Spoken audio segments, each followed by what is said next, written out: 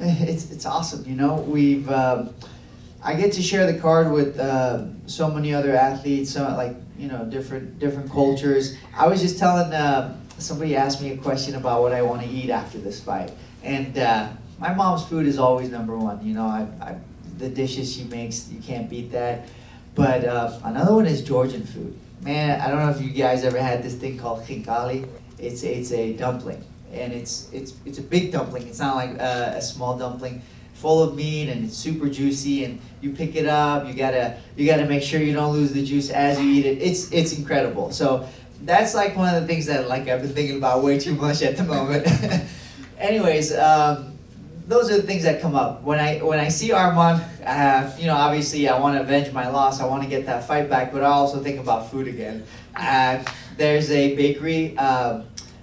What is it called? Paradise Bakery in Glendale that my mom loves. She loves the bread, so she's like, "Can you get me some bread?" And every time I go there, there's so much food.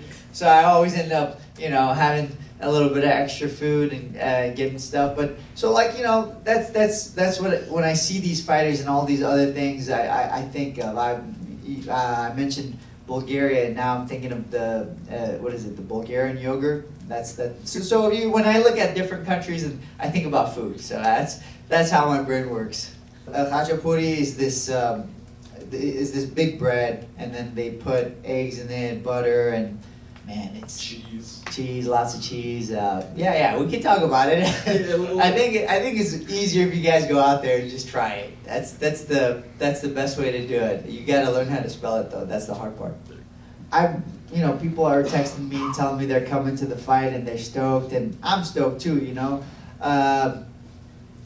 I don't have an exact number for you, but I'm expecting more people than usual. Let's just put it that way.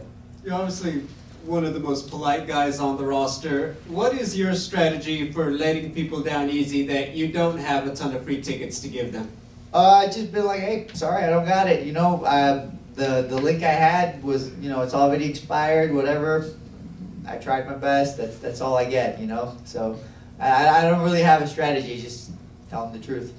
Back to there. See if it'll change the conversation. You sound like my wife. That's what she tells me all the time. Why don't you just dye your hair? Like, we have this event coming up. Think about how you'll look, and think about how people will see. And what about your mom? She'll be so excited to see you, looking younger. Blah blah blah. Man, I don't. The issue is, well, I don't think I look terrible with gray hair. And the other issue is just, bro, this is how God made me. I was built to take more stress in.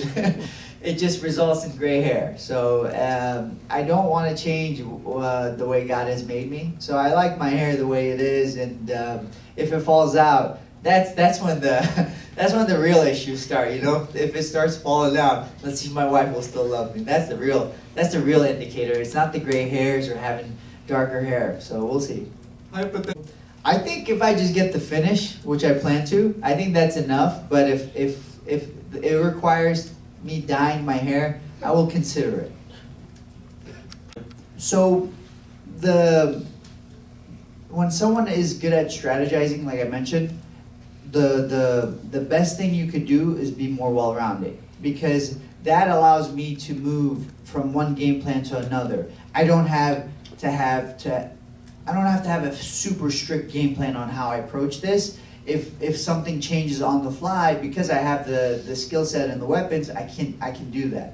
So that's kind of the approach for Moicano, is keep all my skill sets sharp. I have a game plan, and if it changes, then I will move on to the next one. And that's the approach. I have to be able to adapt within the minute, within the rounds, within the exchanges.